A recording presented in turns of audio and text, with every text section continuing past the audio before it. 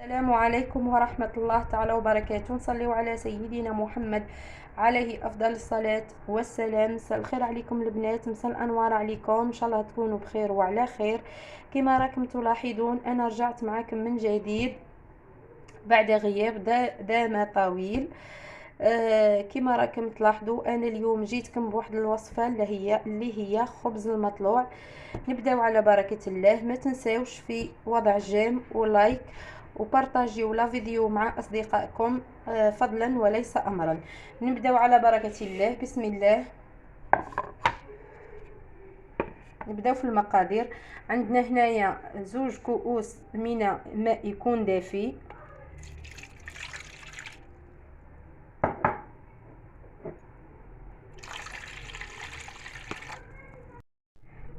كما راكم تلاحظون انا نضيف ايضا ملعقة من السكر.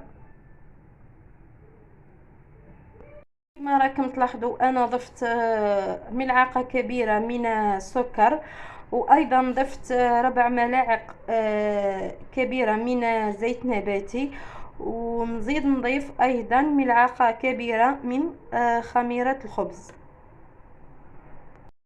هنا كما قلت لكم نزيد نضيف ملعقة كبيرة من خميرة الخبز.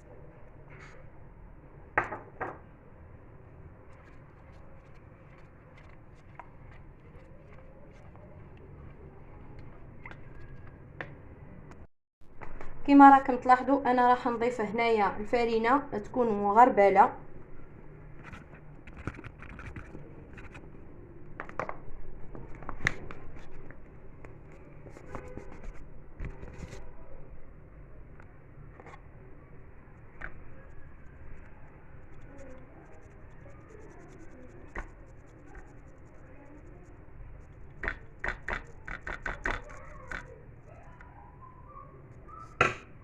وهنا نبداو نجمعوا العجينه تاعنا.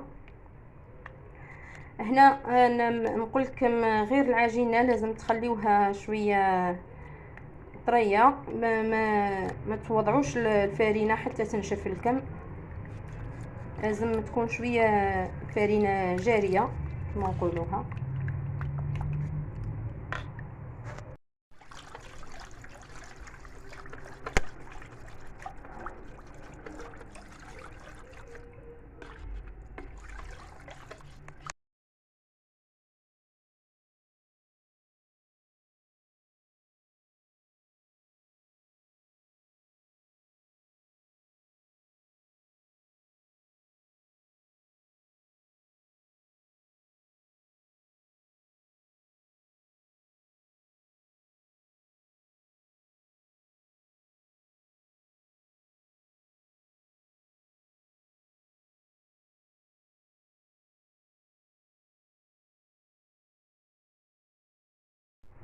هنا كما راكم تلاحظوا هنا نزيد في الاخير نضيف لها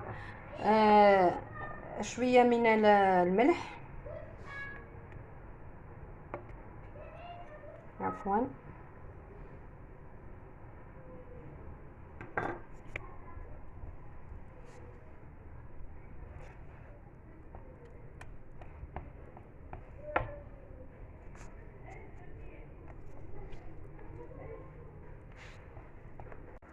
هنا كما راكم تلاحظوا من بعد ما نلم العجينه تاعي نخليوها ترتاح لمده ساعه. البنات هنا نخليكم مع مشاهده بقيه الفيديو.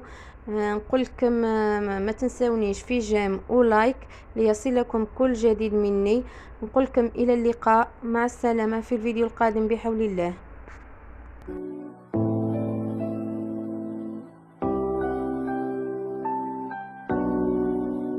خليكي ليا بالي ونطير معاك بلالي، ما تخلي الوقت يسالي يا حبيب الروح.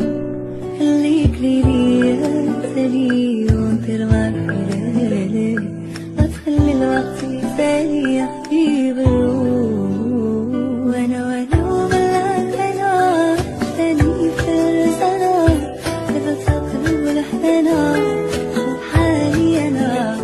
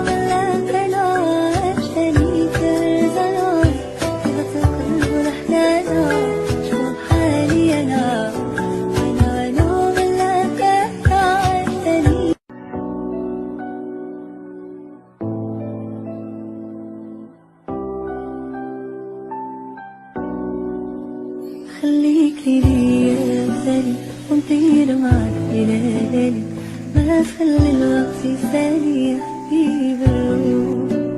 خليك لي